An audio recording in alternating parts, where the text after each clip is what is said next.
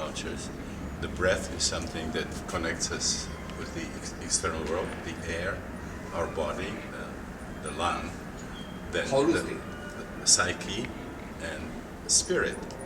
So chi has, and ki in Japan have all those meanings, the same in, prana, of course, ruach in the Hindu tradition, pneuma, those are actually in Hawaii, ha means the same, air, and the cosmic creative principle. Aloha is very famous, means the presence of the living spirit and the breath. And the opposite, haoli, which they used for foreigners since the time that Cook, landed. Yeah. They used the term haoli for white people, which means no breath. No breath, haoli. Without breath. Yeah. It's not that they don't breathe, but they don't have the real breath. Yeah.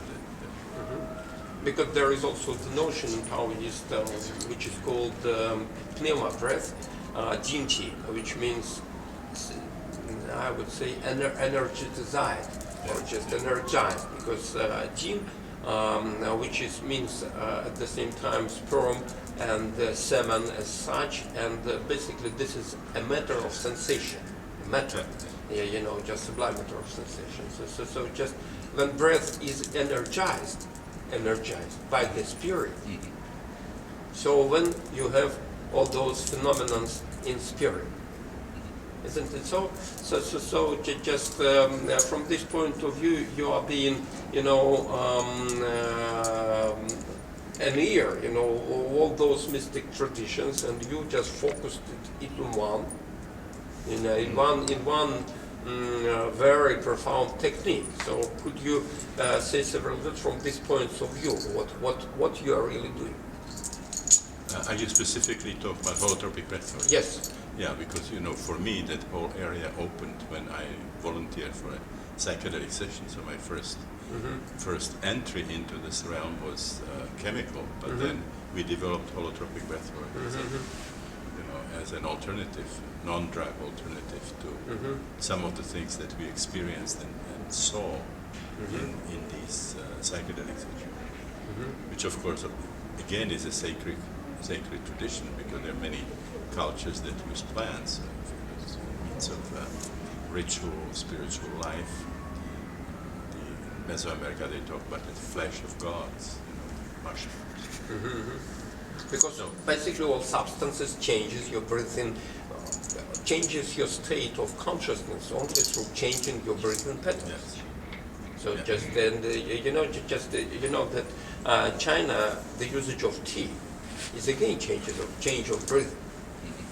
And tea also just makes really in Chinese civilization a very important point, just creating a different type of breath, because as far as I can see, the main difference between East and West, this is due to what's breathe. Because it's been, I would say, sixth feeling, just sixth sense in Chinese tradition, breathe. Because breathing which unifies inner and outer world, and just being a measure of the spiritual balance.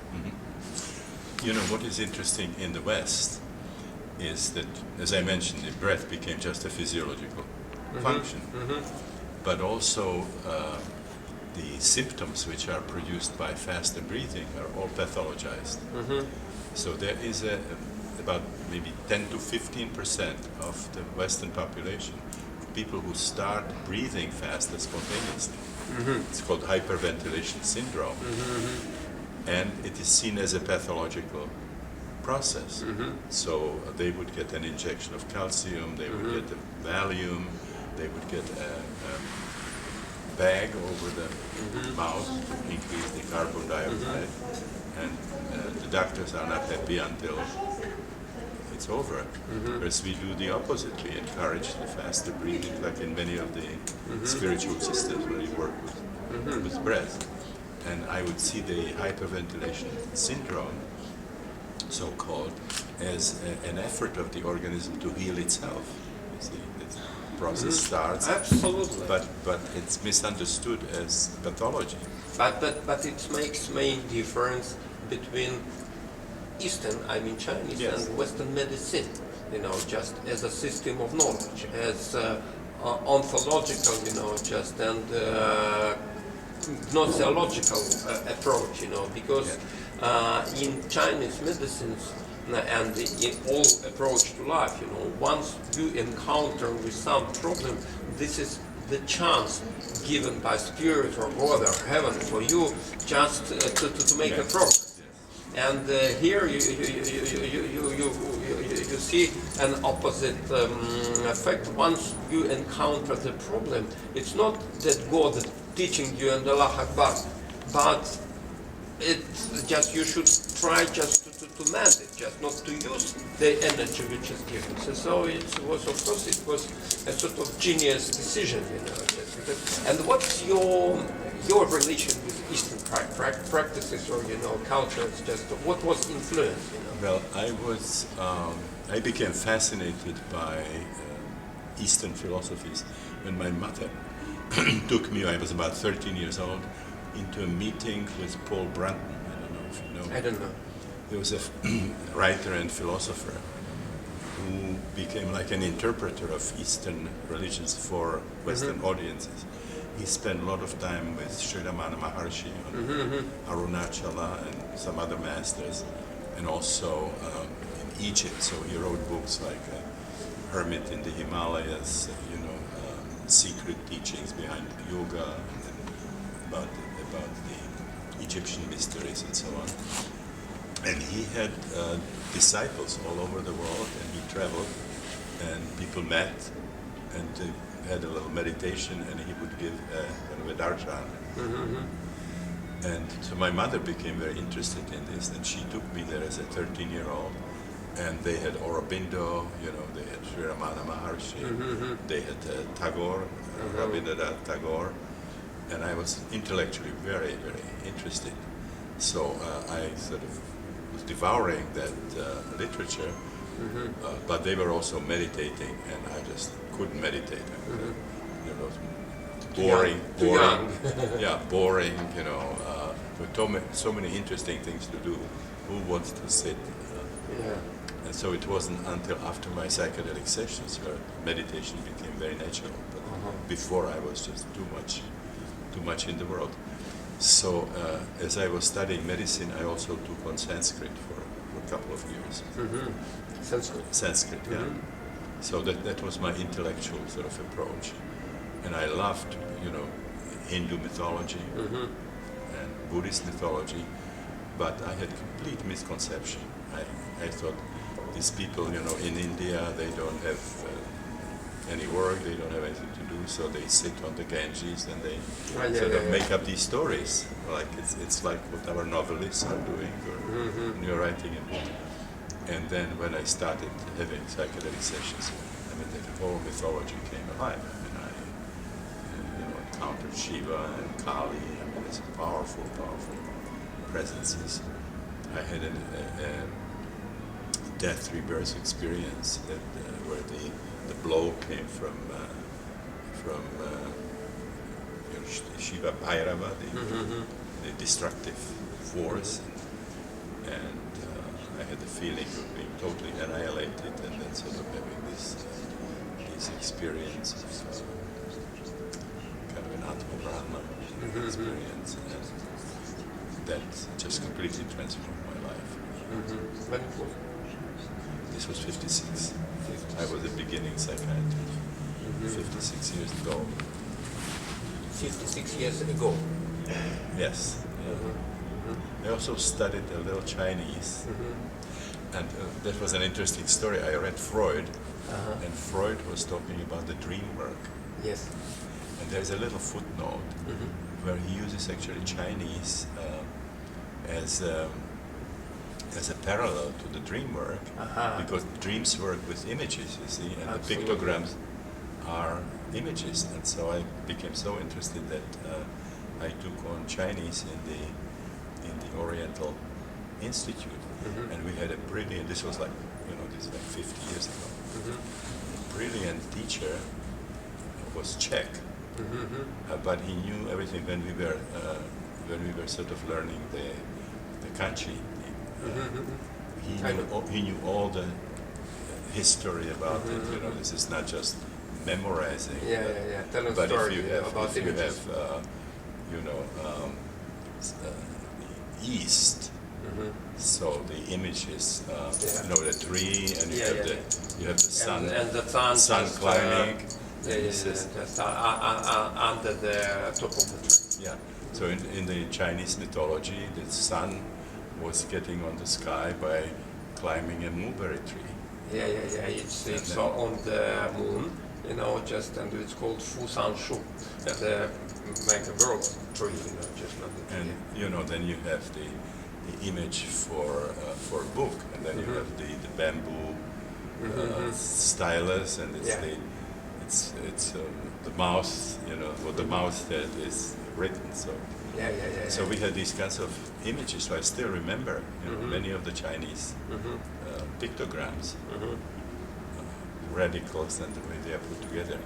But he was Czech, and you cannot speak Chinese with an accent because you have these four different and unless tones.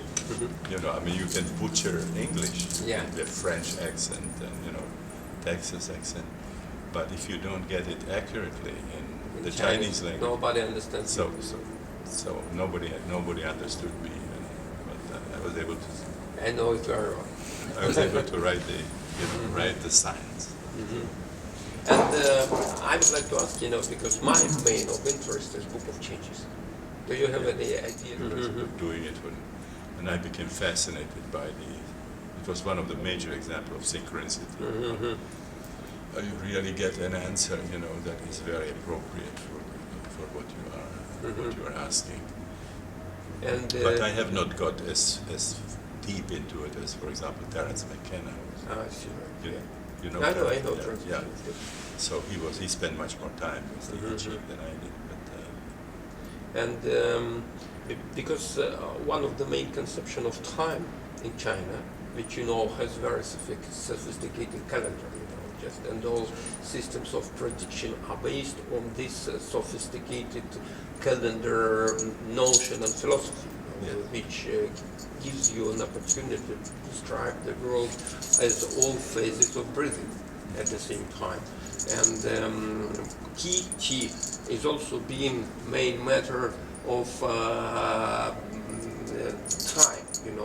and even weather in Chinese, which is called Tianqi, which means heavenly breathing.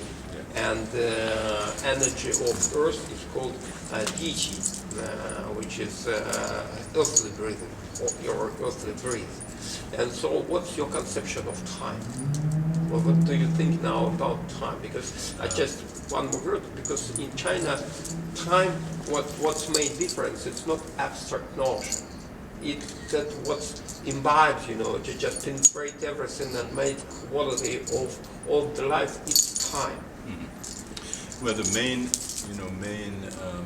notion of time you get is that linear time is just one sort of way of seeing. Time is illusion. You can have an experience where you get beyond linear time when everything coexists actually at the same time. But what is most interesting for me is that I see now time as having a quality. Not just quantity. Each moment is loaded with meaning. The last 30 years I've been interested in astrology with Rick Tarnason. Brilliant, is the cosmos and psyche. So we found out that you can actually predict the archetypally the content of experiences in these holotropic states if you use transit astrology. And so in that sense, when you are born, that moment, the time is loaded with meaning. It's not like 1 minute is the same as another minute. Absolutely. Charged. Yeah, so that was a great discovery for me personally, that time is not just something that measures, quantitatively. Not only figures, not only numerals. not only numbers. Yeah. It has a deep qualitative properties. And Jung yes, of course. became interested in astrology, and he was comparing it to wine. Mm-hmm. The wine, that it grows not only in a certain place, but at a certain time, has a very specific quality that carries somehow every that year moment, and every moment is different. Yeah. And it depends. So here we come to the point of action meaning. What is an action in time? Because to my mind, it's very difficult to understand all what's happening now on the planet, because we lost this feeling, capability to feel the quality of time. I mean, as a very accurate feeling. You see, I had also the experience of time, which is very tantric. When you have this tantric image of this open mouth, and the present moment is being spilled out, and that's the only reality. The past is just a quality of the added to the present moment. So it's like the present moment is constantly sort of emerging, and the whole history is just contained in that moment. So I had that experience. There's a tantric image for that. The mouth kind of. I see, right, spilling out. Just the present moment, kind of filled with all of existence, is kind of coming into manifestation. Something that you would be interested in. We had Christina and I were running International Transpersonal Conference. That was the one that was here with the continuation. It was in Moscow. Yes, I know. And we had one in Kyoto. And as we were doing it, there were some negotiations between American and Japanese businessmen. They had some problems. And there was a Japanese man who was a Jungian, who spent some time in Switzerland, in the Jung Institute and so on. So he was a Jungian, and he was watching them and he was laughing. He said they think because they have a translator that they understand each other. But they don't, because the Western thinking and the Eastern thinking is based on completely different premises. He said, the Western idea is the power center is in the middle, and then you have hierarchy, you have higher animals, lower animals, and sort of angels and so on. Whereas in the East, the creation emerges out of the void as a complete, the complete creation. Wholeness. Yeah. And so he says it would be like Newtonian and Einsteinian physicists talking, and they would be using terms like matter, time, energy, but it would not be the same. They would have a different kind of concept behind it. So he said you would need a translator who would say, now when they say matter, this is what they mean. When this group says matter, it's really different. You understand? I understand it So very, very different, clearly. different thinking. They say you have the universe where the power source is in the middle. We have a universe where it comes out of Everywhere. cosmic void, nothingness that emerges, and there might be sort of seeming hierarchies, but ultimately the worm is as important as the king. They are all integral part of the whole. Everything sort of interconnected. And again, just when I've been communicating to Jose Arguelles, you know him. He's Jose Arguelles. It's about Mayan factor, just about the doomsday in 2012. Tell me the name once more. Jose Arguelles. Arguelles. Yeah, Jose is the one who did the harmonic. Yes, Convergence. Convergence, yes, he was the one who brought the attention to the Mayan. To Mayan prophecy. which tells that this year the time should end, just that humanity should enter into a new cycle. I have great interest in it. I wrote a paper about it. And it's the same. It's very similar because there are some theory, and quite evident, just from China, that all this Mayan culture, from the point of view of calendrical knowledge, and is derived from Chinese. They say that some Chinese tribes just went maybe 7,000 BC, just into America. And Joseph Campbell was actually showing, the mythologist was showing some parallels between art in China and Mesoamerican art. And again, the main similarity is calendar sophisticatedness. Calendar sophisticatedness.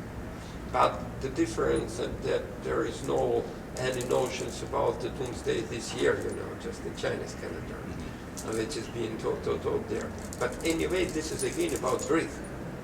Well, when we say about breath, there is some breath in which you are being a director, just a manager, just from your inner self, and there is a breathing which is breathing you. So what do you think from this point of view? Once you are getting in holotropic session, what entity you let to breathe through you? Well, we have. I'm a clinical psychiatrist by training. I understand. Something different now. I don't know what I would be called, but that's where I started, and so people are coming with problems, phobias, depressions, and so on. And if you look at the Western schools, we have a whole range of schools, and each gives you a different story about what are the most powerful motivating forces in the psyche, why do you have symptoms, what the symptoms mean, and then everybody comes with a different technique. You're going to fix people. Now, what happens in these holotropic states is very different.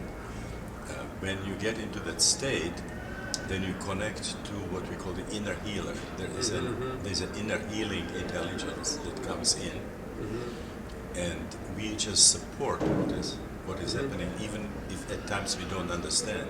We trust. You see that there's a healing force which has greater intelligence that we can come up with on the basis of what we learned at school or books we read.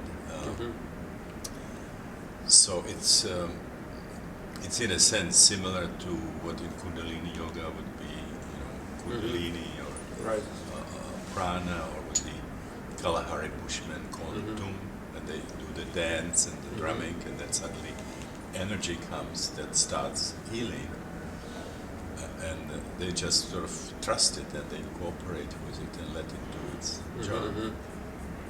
Mana in the Polynesian tradition, very similar for the Kapinas and so on. So the cosmic, it's a cosmic force. That's beyond anything that you can offer as a psychiatrist. So this energy is coming from inside. Yes, different people do it in different ways.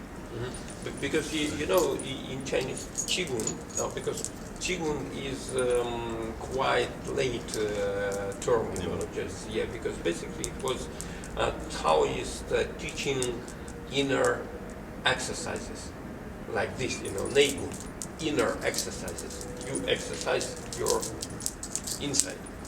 And there they say that there is this matter of sensation, bodily sensation, matter of breath, and matter of spirit or consciousness.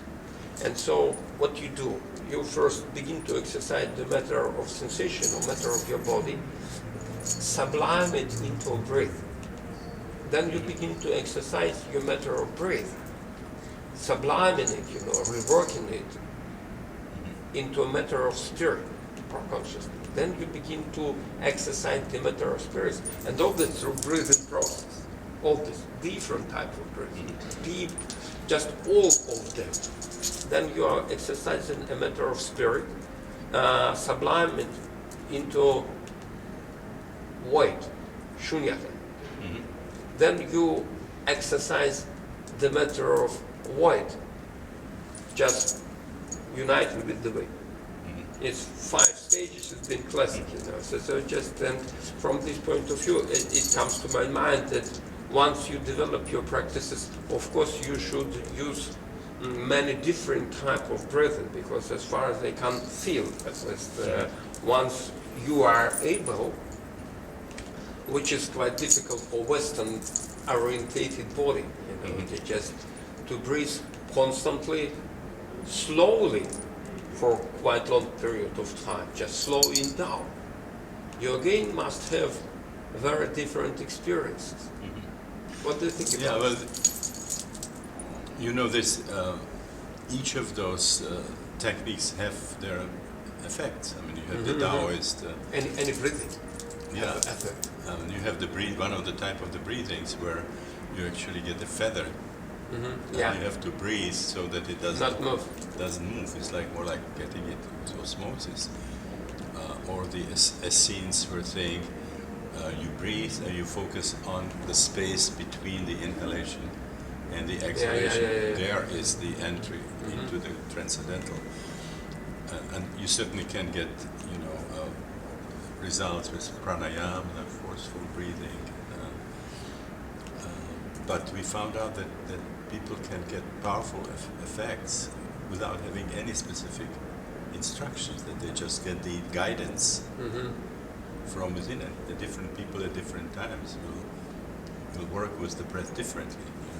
So basically, and we don't coach people. We don't say now you breathe this way or that way. And it's very humbling also, because powerful things happen sometimes where we are not even looking. We just walk around and suddenly somebody goes through some powerful transformation. Very different from a situation where you think you are the healer, you are the doer, and you take all the credit and of course all the blame if it doesn't work. There's a lot of, in our philosophy, there's a lot of emphasis on the inner healer. They were doing it, in temple incubation in Greece, where there was a temple of Apollo, and they would spend the night there, and then they get a dream that would actually, they either get healed in the dream, or they would get some kind of idea as to what they should be doing. And the therapeutes, the original name, the therapist, was not the doer, somebody's going to fix you. It's somebody, it's an assistant who intelligently assists in the healing process, but the healing process is coming from the deities. Fair. And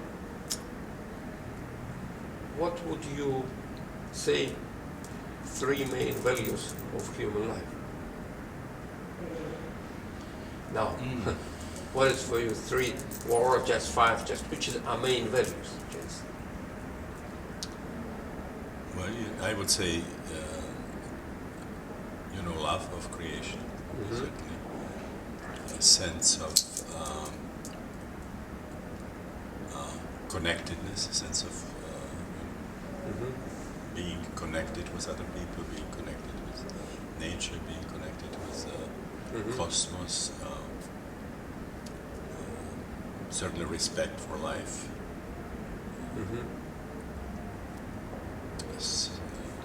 I would give, sense of adventure, being incarnate, being part of this phenomenal fact of existence.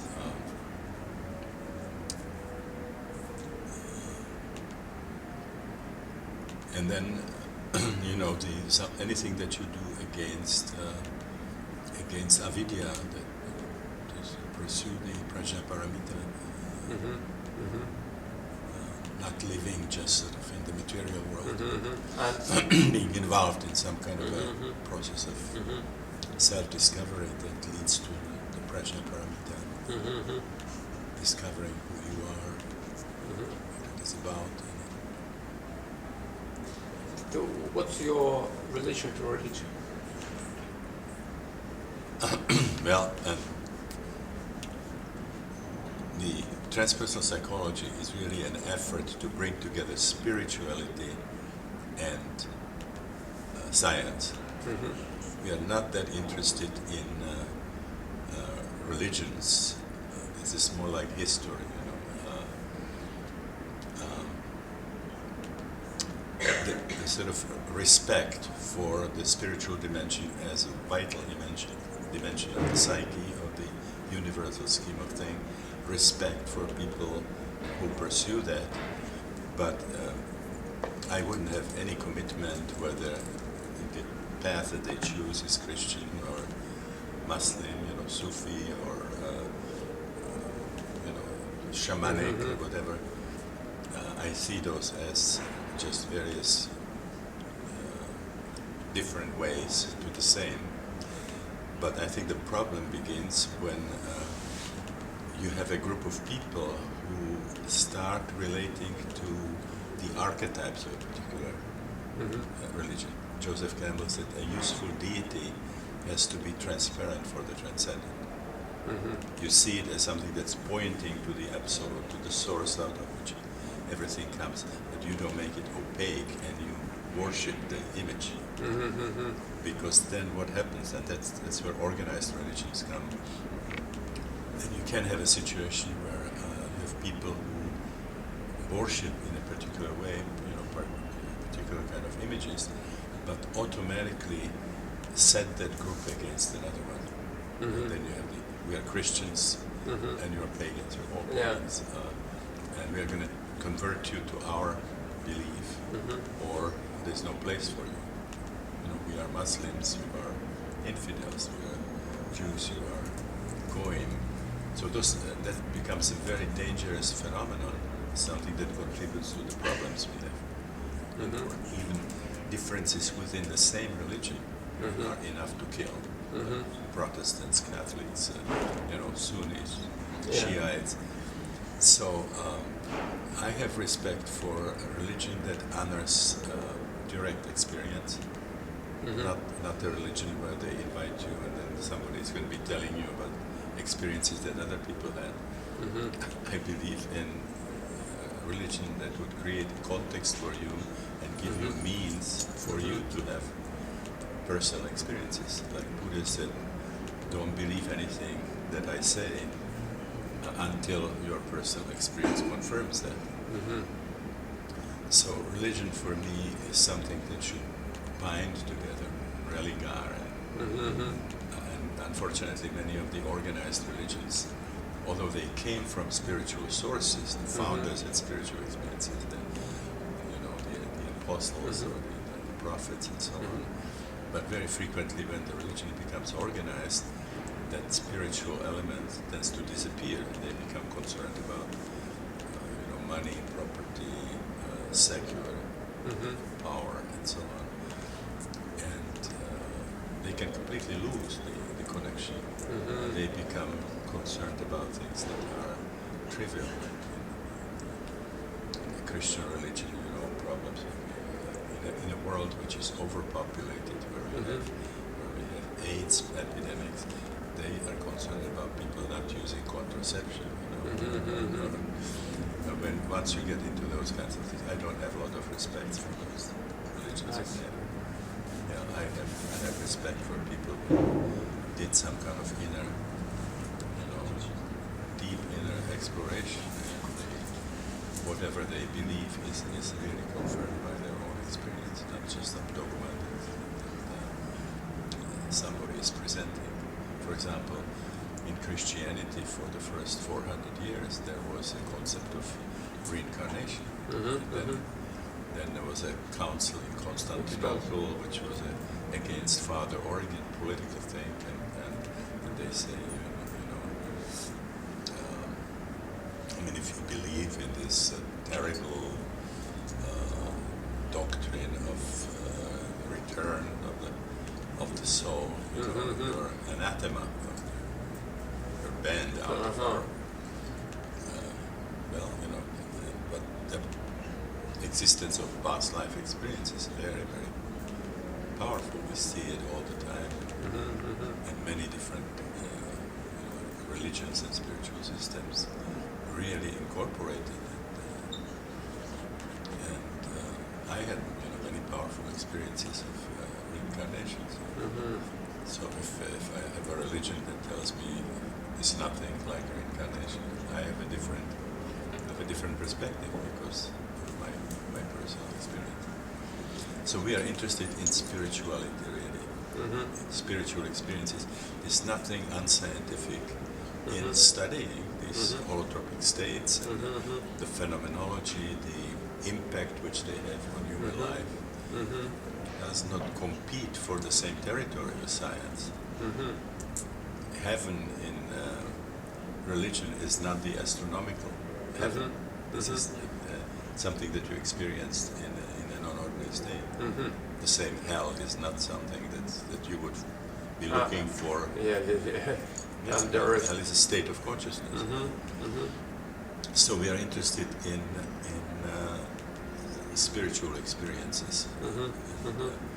And if you have spiritual experiences, you might understand where religions are coming from, but you also might understand where they went astray. Right.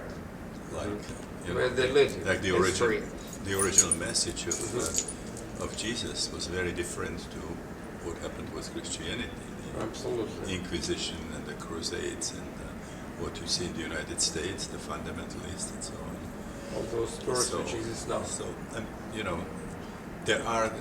I'm interested in religions to the extent to which they are really close to the kind of original message that's based on the real personal experience. When you get all the attritions, everything that happened historically, all the distortions that involve battles, and I'm just not particularly interested. I see, right. This is history. This for me is not Very spiritual. interesting, very similar approach. And just maybe my last question: what do you think about the future ways of human being development? Just where it goes, just that where it will be, whether it will be a spiritual way of life or a technological, just like always will be the nature. What's gonna be a transition which you envisage, which you perceive, or just what real radical changes can happen in our history? I don't know. I have experienced alternatives. There is one. That's what I'm absolutely sure about is that we are at a fundamental intersection. When is the question whether our species will move to another level of consciousness? It's almost becoming a different species. Getting over the violence and the greed that was shaping. Or we might exterminate ourselves. We might destroy ourselves. We might destroy many other species with us. So I think it's a critical period. And in that sense, I'm interested in the fact that the Mayan calendar is ending. End of time. Although I believe that what was meant was hopefully end of an era governed by greed and violence and so on, and moving to another age rather than end. Apocalypse also is the revelation. Certain secret things are revealed to people. So I believe that we are on this really important, critical crossroads now, and you can see both of the scenarios unfolding. We are destroying the planet. What happened in the Gulf, Mexican Gulf, the spills and all this, and the nuclear accidents and so on. So that, and I also see a number of people awakening, and becoming like a different species. I've seen many people who have done significant work on themselves. They would like to be called global citizens, not Americans or Czechs. This is like Buckminster Fuller talked about. is being planet, being spaceship, Earth. The people who have done this kind of significant work, they don't see violence as an acceptable form of solving problems. They see that our high priority should be protection of life and protection of environment for life. We are biological creatures, and our primary concern is clean water, clean air, clean earth, which is feeling suicidal, to do things that creates environment that's hostile to life. So that's one aspect that I'm convinced that we are in some kind of a critical situation, that we change into something else, or we are really going to have trouble, Now, there are in the spiritual world, there are scenarios, and I had glimpses of both of them. Aurobindo, the idea that the spiritual will sort of come into the world and everything gets spiritualized, the material world gets spiritualized. But you have also in the Hindu mythology, you have the concept of yugas. The universe is created and it's building up and then goes to a really, really bad end and collapses, and then another creation happens. And both you find in sophisticated spiritual literature those possibilities. So I believe that the universe is ultimately Lila, it's a divine play, and play is very important notion. Yeah, and it's. I think it's ultimately impossible to reach certainty. This is how things are, because there's always going to be some phenomenal surprise. It's very difficult to translate Russian word "igra", because it's not equal to play. How it's in Czech? Hra. Yeah, I think this notion in Slavic languages is deeper than Anglo-Saxon. Play or game, which is just play, game, fun. You have several notions which really give you a full description of this gra. Game is more like something that has rules, like football. It's like a game. Play is more like you entertain yourself to be closer to the lila. It was play, it was game. Because in Russian, it was when they sing a song, заиграть песню. Играть песню, играть танец, пляску. And it's different. So I'm always in a little bit of difficulty just trying to find the translation of the Russian word "игра", because I consider it a very, very crucial notion, which only one can change the problem. Yeah. People who do this kind of work, psychedelics, with breath work and so on, they have great difficulties describing what happened. It's many of those it's ineffable. But even sort of describing certain experiences that they had, and those that are sophisticated frequently go to languages of cultures that had sophistication in terms of self-exploration. I don't have the term in Chinese. In Chinese it's not enough. I see that Slavic is good. Igra is very good. It's very good. It's perfect. But all those, which I know, I don't know which is in Sanskrit, lila. It means maybe lila. Some of these people use actually the terms from Sanskrit or from Japanese. Samadhi, and Kensho, and Satori, and Maya, Lila, and you have sort of nuances in Sanskrit. You have Nirvikalpa Samadhi, Savikalpa Samadhi. You see the divine in a certain form or without form, and all those things have very specific meaning. Whereas when we use terms like cosmic illusion or something, it doesn't quite capture it, because it means absolutely. They have specific terminology. In Slavic, hra at the same time means false and truth. At the same time, it's a mixture, Yeah. just when you use folk and true, just put it together and just manipulate in those two parts of this universe. So what do you think? What's going to happen? To humanity. I'm just a little bit haunted with the idea that I should play some game here, it may happen anything. For me, the question is, what do I want? What do I want with humanity to happen? And so, just because I've been studying a lot of Chinese medicine. I mean, again, a notional structure of Chinese medicine, how you know the body is ill and how you heal, and how you should think, what what spiritual process must be in you. So just I can see that this outer body of the world, which is quite diseased, just at the moment, but at the same time, and at the beginning of our conversation, we said that disease only give you a cue, just where to go. So just now I am very much concentrated in order to understand the whole diagnosis of the story which we call humanity in the universe.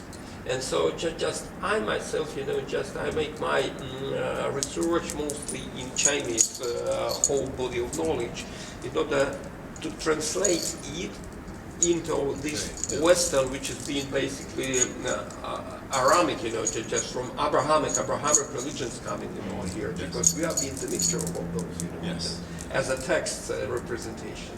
So just I'm now trying with all my effort just to put this Chinese way of seeing what is disease, what is pathology, how you cure it, just on the basis of knowledge. So I say it does not matter what's gonna be. From the point of view of Chinese cyclistic science, the big cycle is 26,690,000 40 years, and we are now just somewhere in the first part. It's 10,155,027 years from the beginning. So we have plenty of time yet for playing games.